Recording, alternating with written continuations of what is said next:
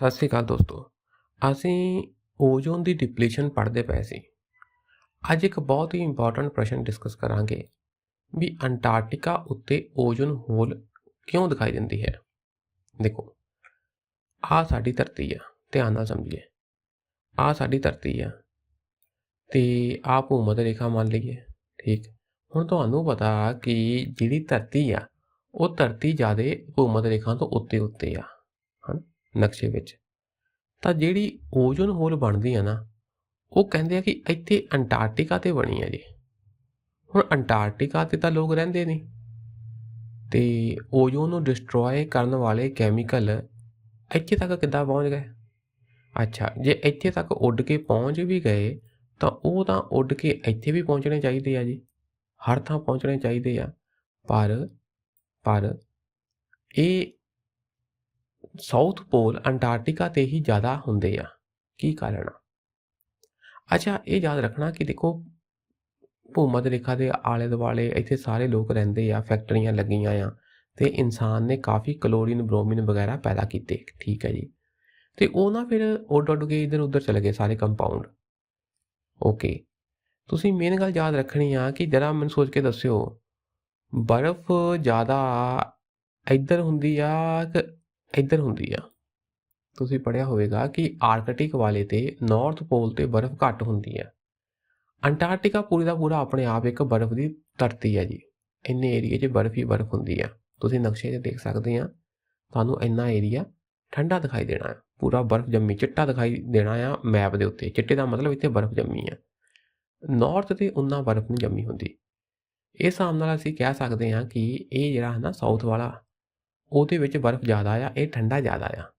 Okay ਜੀ। ਅੱਛਾ, ਹੁਣ ਜਿਹੜਾ ਨਾ ਆਹ ਦੇਖਿਓ ਜਰਾ, ਆਪਾਂ ਪਿਛਲੇ ਕਲਾਸ ਵਿੱਚ ਆਹ ਇੱਕ ਰਿਐਕਸ਼ਨ ਪੜ੍ਹਿਆ ਸੀ ਕਿ ਹਾਈਡਰੋਕਲੋਰਾਈਡ ਤੇ ਕਲੋਰੀਨ ਨਾਈਟ੍ਰੇਟ, ਭਾਵ ਕਲੋਰੀਨ ਦੇ ਦੋ ਕੰਪਾਊਂਡ ਆ, ਉਹ ਦੋ ਕੰਪਾਊਂਡ ਆਪਸ ਵਿੱਚ ਰਿਐਕਟ ਕਰਦੇ ਆ ਤੇ ਸਾਨੂੰ ਮੋਲੀਕੂਲਰ ਕਲੋਰੀਨ ਦਿੰਦੇ ਆ ਜੀ। ਕਹਿੰਦਾ ਭਾਵ ਆ ਕਿ ਕਲੋਰੀਨ ਹਾਸਲ ਕਰਨ ਲਈ ਇਹ ਆਹ ਰਿਐਕਸ਼ਨ ਹੈਗਾ ਜੀ। ਪਰ ਇਹ ਰਿਐਕਸ਼ਨ ਕਿੱਥੇ ਜ਼ਿਆਦਾ ਹੁੰਦਾ ਜੀ? ਆਪਾਂ ਪੜ੍ਹਿਆ ਸੀ ਪੋਲਰ ਸਟ੍ਰੈਟੋਸਫੈਰਿਕ ਕਲਾਊਡ ਵਿੱਚ। ਧਰੁਵਾਂ ਦੇ ਉੱਤੇ ਸਟ੍ਰੈਟੋਸਫੀਅਰ ਲੇਅਰ ਉੱਤੇ ਬੱਦਲ ਬਣਦੇ ਆ ਜੀ, ਠੰਡੇ ਬੱਦਲ ਬਣਦੇ ਆ। ਉਹ ਠੰਡੇ ਬੱਦਲ ਜਗ੍ਹਾ ਪ੍ਰੋਵਾਈਡ ਕਰਦੇ ਆ, ਸਬਸਟ੍ਰੇਟ ਪ੍ਰੋਵਾਈਡ ਕਰਦੇ ਆ ਇਸ ਰਿਐਕਸ਼ਨ ਨੂੰ ਹੋਣ ਲਈ। ਤਾਂ ਇਹ ਜਦੋਂ ਰਿਐਕਸ਼ਨ ਹੁੰਦਾ ਆ ਤਾਂ ਇਹਦੇ ਦੌਰਾਨ ਜਿਹੜੀ ਕੈਦ ਹੋਈ ਕਲੋਰੀਨ ਆ ਉਹ ਆਜ਼ਾਦ ਹੋ ਜਾਂਦੀ ਆ। ਤਾਂ ਫਿਰ ਇੱਕ ਆਜ਼ਾਦ ਕਲੋਰੀਨ ਹਜ਼ਾਰਾਂ ਹੀ ਓਜ਼ੋਨ ਦੀ ਡਿਪਲੀਸ਼ਨ ਕਰ ਦਿੰਦੀ ਆ। ਓਕੇ, ਠੀਕ ਹੈ ਜੀ। ਆ ਦੇਖੋ, ਹੁਣ ਜਿਹੜੀ ਇਹ ਕਲਾਊਡ ਆ ਨਾ, ਉਹ ਸਾਊਥ ਵਿੱਚ ਜ਼ਿਆਦਾ ਬਣਦੇ ਆ। ਸਾਊਥ ਵਿੱਚ ਅੰਟਾਰਕਟਿਕਾ ਉੱਤੇ ਇਹ ਕਲਾਊਡ ਜ਼ਿਆਦਾ ਬਣਦੇ ਆ ਤੇ ਇਹ ਕਲਾਊਡ ਜਗ੍ਹਾ ਪ੍ਰੋਵਾਈਡ ਕਰਦੇ ਆ ਇਸ ਰਿਐਕਸ਼ਨ ਨੂੰ ਹੋਣ ਲਈ, ਤਾਂ ਕਲੋਰੀਨ ਜਾਂ ਬ੍ਰੋਮੀਨ ਵਗੈਰਾ ਰਿਲੀਜ਼ ਕਰਦੇ ਆ ਜੀ। ਫਿਰ ਜਦੋਂ ਗਰਮੀਆਂ ਆਉਂਦੀਆਂ ਆ, ਹੁਣ ਤੁਹਾਨੂੰ ਪਤਾ ਕਿ ਇਹ ਧਰਤੀ ਦੇ ਉੱਤਰ ਤੇ ਦੱਖਣ ਵੱਲ ਉਲਟ ਮੌਸਮ ਹੁੰਦਾ। ਸਾਡੇ ਇੱਥੇ ਗਰਮੀਆਂ ਆਉਂਦੀਆਂ ਜਾ ਕੇ ਮਈ ਜੂਨ 'ਚ ਨਾ, ਪਰ ਸਾਡੇ ਜਦੋਂ ਸਰਦੀਆਂ ਆਉਂਦੀਆਂ ਆ ਸਤੰਬਰ ਅਕਤੂਬਰ ਵਿੱਚ, ਉਸ ਵੇਲੇ ਸਾਊਥ ਵਿੱਚ ਗਰਮੀਆਂ ਆਉਂਦੀਆਂ। ਤੇ ਜਦੋਂ ਗਰਮੀਆਂ ਆਉਂਦੀਆਂ ਆ ਤਾਂ ਇਹ ਜਿਹੜੇ ਬੱਦਲ ਆ, ਇਹ ਬੱਦਲ ਫਿਰ ਗਰਮੀ ਕਾਰਨ ਟੁੱਟ ਜਾਂਦੇ ਆ ਜੀ। ਦੇਖੋ, ਮੰਨ ਲਓ ਕਿ ਆਹ ਆ ਜੀ ਬੱਦਲ, ਇਹ ਬੱਦਲ ਆ, ਇਹ ਬੱਦਲ ਦੇ ਅੰਦਰ ਕਲੋਰੀਨ ਪੈਦਾ ਹੁੰਦੀ ਗਈ ਤੇ ਜਦੋਂ ਗਰਮੀ ਆਈ ਤਾਂ ਆਹ ਬੱਦਲ ਇੱਕਦਮ ਟੁੱਟੇ। ਇਹਨਾਂ ਦੇ ਅੰਦਰ ਜਿਹੜੀ ਕੈਦ ਕਲੋਰੀਨ ਸੀ ਉਹ ਵੀ ਰਿਲੀਜ਼ ਹੋਈ, ਤਾਂ ਉਹਨੇ ਇੱਕਦਮ ਫਿਰ ਓਜ਼ੋਨ ਨੂੰ ਡਿਸਟਰੋਏ ਕਰਨਾ ਸ਼ੁਰੂ ਕਰ ਦਿੱਤਾ। ਠੀਕ ਹੈ ਜੀ, ਪੜ੍ਹਦੇ ਹਾਂ ਥੋੜ੍ਹਾ ਫਿਰ ਕਲੈਰਿਟੀ ਆਏਗੀ। ਦੇਖੋ ਜੀ, ਪ੍ਰਸ਼ਨ ਆ ਕਿ ਅੰਟਾਰਕਟਿਕਾ ਉੱਤੇ ਹੀ ਓਜ਼ੋਨ ਹੋਲ, ਓਜ਼ੋਨ ਦਾ ਗੋਲਾ ਕਿਉਂ ਦਿਖਾਈ ਦਿੰਦਾ ਹੈ। ਦੇਖੋ, ਕਹਿੰਦਾ ਸੰਸਾਰ ਪੱਧਰ ਦੀਆਂ ਹਵਾਵਾਂ ਧਰਤੀ ਦੇ ਵਾਯੂਮੰਡਲ ਨੂੰ ਲਗਾਤਾਰ ਹਿਲਾ ਰਹੀਆਂ ਹਨ। ਪੂਰੇ ਧਰਤੀ ਉੱਤੇ ਹਵਾ ਚੱਲਦੀ ਆ ਤਾਂ ਇੱਕ ਥਾਂ ਤੋਂ ਹਵਾ ਦੂਜੀ ਥਾਂ ਪਹੁੰਚਦੀ ਆ। ਤੇ ਇਸ ਤਰ੍ਹਾਂ ਤਾਂ ਹੈ ਨਹੀਂ ਕਿ ਜੇ ਇੱਕ ਥਾਂ ਤੇ ਕੋਈ ਕੈਮੀਕਲ ਰਿਲੀਜ਼ ਹੋਇਆ ਉੱਥੇ ਹੀ ਰਹਿ ਜਾਏਗਾ। ਉਹ ਫੈਲਦਾ ਜੀ, ਉਹ ਫੈਲਦਾ ਧਰਤੀ ਦੇ ਉੱਤੇ ਹਵਾ ਰਾਹੀਂ, ਕਿਉਂਕਿ ਹਵਾਵਾਂ ਘੁੰਮਦੀਆਂ ਰਹਿੰਦੀਆਂ। ਨਤੀਜੇ ਵਜੋਂ ਓਜ਼ੋਨ ਨੂੰ ਖਤਮ ਕਰਨ ਵਾਲੀਆਂ ਗੈਸਾਂ, ਚਾਹੇ ਉਹ ਕਿੱਥੇ ਵੀ ਨਿਕਲਦੀਆਂ ਹੋਣ, ਉਹ ਅੰਟਾਰਕਟਿਕਾ ਸਮੇਤ ਪੂਰੇ ਵਾਯੂਮੰਡਲ ਵਿੱਚ ਰਲ ਜਾਂਦੀਆਂ ਹਨ, ਸਾਰੇ ਪਾਸੇ ਫੈਲ ਗਈਆਂ। ਅੰਟਾਰਕਟਿਕਾ ਵਿੱਚ ਵਿਸ਼ੇਸ਼ ਮੌਸਮੀ ਸਥਿਤੀਆਂ ਕਾਰਨ ਆਇਆ ਜੀ, ਇੱਥੇ ਇੱਕ ਖਾਸ ਕਿਸਮ ਦਾ ਮੌਸਮ ਬਣਦਾ ਆ, ਜਿਸ ਕਰਕੇ ਪੋਲਰ ਸਟ੍ਰੈਟੋਸਫੇਰਿਕ ਕਲਾਊਡ ਬਣਦੇ ਆ ਤੇ ਉਹ ਕਲਾਊਡ ਕਰਕੇ ਹੀ ਓਜ਼ੋਨ ਦੀ ਡਿਪਲੀਸ਼ਨ ਜ਼ਿਆਦਾ ਹੁੰਦੀ ਹੈ। ਇੱਥੇ ਵਿਸ਼ੇਸ਼ ਮੌਸਮੀ ਸਥਿਤੀਆਂ ਕਾਰਨ ਇਹ ਗੈਸਾਂ ਓਜ਼ੋਨ ਨੂੰ ਖਤਮ ਕਰਨ ਵਿੱਚ ਜ਼ਿਆਦਾ ਪ੍ਰਭਾਵੀ ਹੁੰਦੀਆਂ ਹਨ। ਦੇਖਦੇ ਹਾਂ ਕਿੱਦਾਂ ਜੀ। ਆ ਦੇਖੋ, ਕਲੋਰੋਫਲੋਰੋਕਾਰਬਨ CFC ਅਤੇ ਹੈਲੋਨ ਮਤਲਬ ਅਜਿਹੀਆਂ ਗੈਸਾਂ ਜਿਨ੍ਹਾਂ ਵਿੱਚ ਬ੍ਰੋਮੀਨ ਆ, ਇਹਨਾਂ ਦਾ ਮਨੁੱਖੀ ਨਿਕਾਸ ਮੁੱਖ ਤੌਰ ਤੇ ਉੱਤਰੀ ਗੋਲਾਰਧ ਨਾਰਦਰਨ ਹੈਮੀਸਫੇਅਰ ਵਿੱਚ ਹੁੰਦਾ ਹੈ। ਕਿਉਂ? ਕਿਉਂਕਿ ਨਾਰਦਰਨ ਹੈਮੀਸਫੇਅਰ ਵਿੱਚ ਜ਼ਮੀਨ ਜ਼ਿਆਦਾ ਆ, ਕੰਟੀਨੈਂਟ ਜ਼ਿਆਦਾ ਆ, ਇਨਸਾਨੀ ਵਸੋਂ ਜ਼ਿਆਦਾ ਆ। ਚੰਗੀ ਤਰ੍ਹਾਂ ਮਿਸ਼ਰਿਤ ਹਵਾ, ਹੁਣ ਦੇਖੋ ਬੰਦੇ ਭਾਵੇਂ ਰਹਿੰਦੇ ਆ, ਇਨਸਾਨ ਭਾਵੇਂ ਰਹਿੰਦਾ ਆ ਉੱਤਰੀ ਗੋਲਾਰਧ ਵਿੱਚ, ਪਰ ਜਿੱਥੇ ਵੀ ਉਹਨਾਂ ਨੇ ਗੈਸਾਂ ਪ੍ਰੋਡਿਊਸ ਕੀਤੀਆਂ ਉਹ ਹਵਾਵਾਂ ਰਾਹੀਂ ਇੱਧਰ ਉੱਧਰ ਫੈਲ ਜਾਂਦੀਆਂ, ਸਾਰੇ ਪਾਸੇ ਫੈਲ ਜਾਂਦੀਆਂ। ਚੰਗੀ ਤਰ੍ਹਾਂ ਮਿਸ਼ਰਿਤ ਹਵਾ, ਇਹਨਾਂ ਵਿੱਚ CFC ਕਲੋਰੋਫਲੋਰੋਕਾਰਬਨ ਅਤੇ ਹੈਲੋਨ ਹੇਠਲੇ ਵਾਯੂਮੰਡਲ ਤੋਂ ਮੁੱਖ ਤੌਰ ਤੇ ਗਰਮ ਖੰਡੀ ਅਕਸ਼ਾਂਸ਼ਾਂ ਭਾਵ ਟ੍ਰੋਪੀਕਲ ਲੈਟੀਟਿਊਡ ਵਿੱਚ ਸਟ੍ਰੈਟੋਸਫੀਅਰ ਵਿੱਚ ਵੱਧਦੇ ਹਨ। ਹੌਲੀ ਹੌਲੀ ਕੀ ਹੈ ਜੀ, ਇਹ ਸਟ੍ਰੈਟੋਸਫੀਅਰ ਵਿੱਚ ਇਹ ਗੈਸਾਂ ਵੱਧ ਜਾਂਦੀਆਂ ਜੀ, ਆ ਜਾਂਦੀਆਂ ਜੀ। ਧਰਤੀ ਦੀ ਉੱਪਰ ਥੱਲੇ ਵਾਲੀ ਪਰਤ ਟ੍ਰੋਪੋਸਫੀਅਰ ਤੋਂ ਸਟ੍ਰੈਟੋਸਫੀਅਰ ਤੱਕ ਗੈਸਾਂ ਆ ਗਈਆਂ। ਆ ਦੇਖੋ ਨਾ, ਜਿਹੜਾ ਹੁਣ ਫਿਰ ਧਰਤੀ ਦੇ ਮੈਂ ਨਕਸ਼ਾ ਪਾਵਾਂ, ਗੋਲਾਂ ਦੇ ਬਣਿਆ ਨਹੀਂ ਜੀ। ਅਤੇ ਜਿੱਦਾਂ ਮੰਨ ਲਓ ਆ ਤੁਹਾਨੂੰ ਪਤਾ ਕਿ ਆਹ ਭੂਮਧ ਰੇਖਾ ਲਾਗੇ ਇੱਦਾਂ ਹਵਾਵਾਂ ਚੱਲਦੀਆਂ ਜੀ, ਇਹ ਇੱਦਾਂ ਸਰਕਲ ਬਣਾਉਂਦੀਆਂ ਹਵਾਵਾਂ ਇੱਦਾਂ। ਅਤੇ ਕਹਿਣ ਦਾ ਭਾਵ ਆ ਕਿ ਹਵਾ ਰਾਹੀਂ ਥੱਲਿਓਂ ਟ੍ਰੋਪੋਸਫੀਅਰ ਤੋਂ ਸਟ੍ਰੈਟੋਸਫੀਅਰ ਤੱਕ ਗੈਸਾਂ ਪਹੁੰਚ ਜਾਂਦੀਆਂ। ਠੀਕ ਹੈ ਜੀ। ਹਵਾਵਾਂ ਫਿਰ ਇਹਨਾਂ ਨੂੰ ਗਰਮ ਦੇਸ਼ਾਂ ਤੋਂ ਉੱਤਰ ਅਤੇ ਦੱਖਣ ਦੋਵਾਂ ਵੱਲ ਲੈ ਜਾਂਦੀਆਂ ਹਨ। ਫਿਰ ਉੱਡ ਉੱਡ ਕੇ ਇੱਧਰ ਨੂੰ ਵੀ ਚਲ ਜਾਂਦੀ ਹੈ ਜੀ, ਅਤੇ ਇਹ ਗੈਸਾਂ ਇੱਧਰ ਨੂੰ ਵੀ ਚਲ ਜਾਂਦੀਆਂ, ਸਾਰੇ ਪਾਸੇ ਫੈਲ ਜਾਂਦੀਆਂ, ਤਾਂ ਜੋ ਸਾਰੇ ਗਲੋਬਲ ਸਟ੍ਰੈਟੋਸਫੀਅਰ ਵਿੱਚ ਹਵਾ ਵਿੱਚ ਲਗਭਗ ਬਰਾਬਰ ਮਾਤਰਾ ਵਿੱਚ ਕਲੋਰੀਨ ਅਤੇ ਬ੍ਰੋਮੀਨ ਸ਼ਾਮਿਲ ਹੋਵੇ। ਸਾਰੇ ਪਾਸੇ ਕਲੋਰੀਨ ਅਤੇ ਬ੍ਰੋਮੀਨ ਫੈਲ ਗਈ। ਠੀਕ ਹੈ ਜੀ, ਇਹਨਾਂ ਦੇ ਕੰਪਾਊਂਡ ਫੈਲ ਗਏ। ਦੱਖਣੀ ਗੋਲੀਸਫੀਅਰ ਜਾਂ ਦੱਖਣੀ ਸਾਊਦਰਨ ਹੈਮੀਸਫੀਅਰ, ਦੱਖਣੀ ਗੋਲਾਰਧ ਵਿੱਚ ਦੱਖਣੀ ਧਰੁਵ ਵੱਡੇ ਭੂਮੀ ਪੁੰਜ ਅੰਟਾਰਕਟਿਕਾ ਦਾ ਹਿੱਸਾ ਹੈ। ਆਹ ਗੱਲ ਹੈ ਜੀ। ਦੱਖਣ ਵਿੱਚ ਜਿਹੜਾ ਅਰਥ ਲੈਂਡ ਆ ਨਾ ਉਹ ਜ਼ਿਆਦਾ ਆ। ਨਕਸ਼ੇ 'ਚ ਮੈਂ ਗੱਲ ਕੀਤੀ ਕਿ ਦੱਖਣ ਵਿੱਚ ਕੀ ਆ ਜੀ, ਲੈਂਡ ਆ, ਅਤੇ ਲੈਂਡ ਦੇ ਉੱਤੇ ਬਰਫ਼ ਜੰਮੀ ਹੁੰਦੀ ਆ। ਅੰਟਾਰਕਟਿਕਾ 'ਤੇ ਕਾਫੀ ਜ਼ਮੀਨ ਆ ਜੀ, ਠੰਡੀ ਜ਼ਮੀਨ ਆ, ਜੋ ਪੂਰੀ ਤਰ੍ਹਾਂ ਸਮੁੰਦਰ ਨਾਲ ਘਿਰਿਆ ਹੋਇਆ ਏਰੀਆ ਹੈ ਜੀ। ਕਾਫੀ ਬਰਫ਼ ਜੰਮੀ ਆ, ਮਿੱਟੀ ਆ, ਲੈਂਡ ਆ, ਉਹਦੇ ਉੱਤੇ ਬਰਫ਼ ਜੰਮੀ ਆ, ਆਸੇ ਪਾਸੇ ਸਮੁੰਦਰ ਨਾਲ ਘਿਰਿਆ ਹੋਇਆ ਏਰੀਆ ਆ।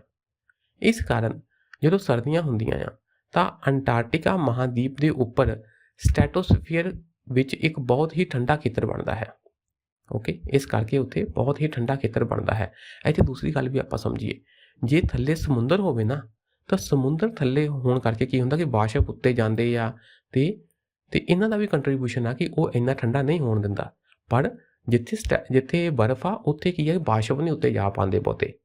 ਉਹ ਇਸ ਬਰਫ਼ ਦੇ ਏਰੀਏ ਵਿੱਚ ਜਿਹੜੀ ਆਹ ਸਟ੍ਰੈਟੋਸਫੀਅਰ ਵਿੱਚ ਠੰਡਾ ਖੇਤਰ ਆ ਨਾ ਉਹ ਜ਼ਿਆਦਾ ਬਣਦਾ ਜੀ। ਇਸ ਖੇਤਰ ਦੇ ਆਲੇ ਦੁਆਲੇ ਕਿਨਾਰੇ 'ਤੇ ਘੁੰਮਦੀਆਂ ਤੇਜ਼ ਹਵਾਵਾਂ ਇਸ ਖੇਤਰ ਨੂੰ ਅਲੱਗ ਕਰਦੀਆਂ ਹਨ। ਇਹ ਪੂਰੇ ਦਾ ਪੂਰਾ ਖੇਤਰ ਕੀ ਹੈ ਜੀ, ਮੰਨ ਲਓ ਇੰਨੇ ਏਰੀਏ ਵਿੱਚ ਸਟ੍ਰੈਟੋਸਫੀਅਰ ਵਿੱਚ ਉੱਤੇ ਹਵਾ ਵਿੱਚ ਸਟ੍ਰੈਟੋਸਫੀਅਰ ਵਿੱਚ ਇੰਨੇ ਏਰੀਏ ਵਿੱਚ ਠੰਡਾ ਖੇਤਰ ਬਣ ਗਿਆ, ਤਾਂ ਇਹ ਠੰਡੇ ਖੇਤਰ ਦੇ ਨਾ ਆਲੇ ਦੁਆਲੇ ਹਵਾਵਾਂ ਘੁੰਮਦੀਆਂ ਜੀ, ਇਹ ਵੋਰਟੈਕਸ ਜਿਹਾ ਬਣਾ ਦਿੰਦੀਆਂ ਜੀ। ਇਹ ਹਵਾਵਾਂ ਕੀ ਕਰਦੀਆਂ, ਇਸ ਖੇਤਰ ਨੂੰ ਬਾਕੀ ਨਾਲੋਂ ਅਲੱਗ ਕਰਦੀਆਂ ਜੀ। ਠੀਕ ਹੈ ਜੀ। ਸਿੰਪਲ ਤੁਸੀਂ ਕਹਿ ਲਿਓ ਕਿ ਸਟ੍ਰੈਟੋਸਫੀਅਰ ਵਿੱਚ ਬਹੁਤ ਠੰਡਾ ਖੇਤਰ ਬਣਦਾ ਆ ਅੰਟਾਰਕਟਿਕਾ ਦੇ ਉੱਤੇ।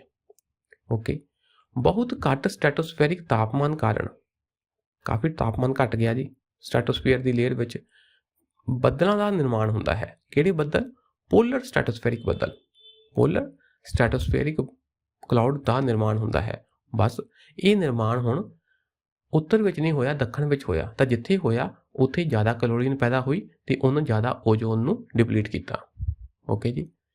ਇਹ ਬੱਦਲ ਰਸਾਇਣਿਕ ਤੌਰ 'ਤੇ ਕਿਰਿਆਸ਼ੀਲ ਕਲੋਰੀਨ ਅਤੇ ਬ੍ਰੋਮੀਨ ਦੇ ਉਤਪਾਦਨ ਨੂੰ ਉਤਸ਼ਾਹਿਤ ਕਰਦੇ ਹਨ। ਕਿੱਦਾਂ ਜੀ? ਆ ਫਿਰ ਇੱਥੇ ਆ ਜਾਓ ਜੀ, ਆਹ ਰਿਐਕਸ਼ਨ ਪੜ੍ਹੀਏ। ਕਲੋਰੀਨ, ਇੱਥੇ ਵੀ ਕਲੋਰੀਨ, ਇਹ ਕੰਪਾਊਂਡ ਵਿੱਚ ਸੀ, ਇੱਥੇ ਕਲੋਰੀਨ ਨਾਈਟ੍ਰੇਟ ਸੀ, ਇੱਥੇ ਹਾਈਡਰੋਕਲੋਰਾਈਡ ਐਸਿਡ ਸੀ। ਤਾਂ ਇਹਨਾਂ ਦਾ ਆਪਸ ਵਿੱਚ ਰਿਐਕਸ਼ਨ ਹੋਇਆ ਤਾਂ ਮੋਲੀਕੂਲਰ ਕਲੋਰੀਨ ਆ ਗਈ। ਪਰ ਕਿੱਥੇ ਹੋਇਆ ਜੀ? ਪੋਲਰ ਸਟ੍ਰੈਟੋਸਫੈਰਿਕ ਕਲਾਉਡ ਵਿੱਚ, ਕਿਉਂਕਿ ਉਸ ਕਲਾਉਡ ਨੇ, ਉਸ ਬੱਦਲਾਂ ਨੇ ਇਹਨਾਂ ਨੂੰ ਜਗ੍ਹਾ ਪ੍ਰੋਵਾਈਡ ਕੀਤੀ ਰਿਐਕਸ਼ਨ ਹੋਣ ਲਈ। ਇਹ ਕਹਿਣ ਦਾ ਭਾਵ ਜਿੱਥੇ ਇਹ ਬੱਦਲ ਹੋਣਗੇ ਉੱਥੇ ਕਲੋਰੀਨ ਦਾ ਪੈਦਾਵਾਰ ਜ਼ਿਆਦਾ ਹੋਏਗੀ ਜੀ। ਓਕੇ ਜੀ, ਬਸ ਇਹੀ ਗੱਲ ਸੀ ਜੀ ਇੱਥੇ। ਬਸ ਇੱਥੇ ਹੋ ਗਿਆ ਜੀ ਕੰਮ। ਹੁਣ ਕਲੋਰੀਨ ਪੈਦਾ ਹੋ ਗਏ। ਫਿਰ ਕੀ ਹੋਇਆ ਜੀ? ਜਦੋਂ ਸੂਰਜ ਦੀ ਰੋਸ਼ਨੀ ਹਰ ਸਾਲ ਸਤੰਬਰ ਅਕਤੂਬਰ ਵਿੱਚ ਅੰਟਾਰਕਟਿਕਾ ਵਿੱਚ ਵਾਪਸ ਆਉਂਦੀ ਹੈ, ਉੱਥੇ ਗਰਮੀਆਂ ਸ਼ੁਰੂ ਹੋਣ ਲੱਗਦੀਆਂ ਆ।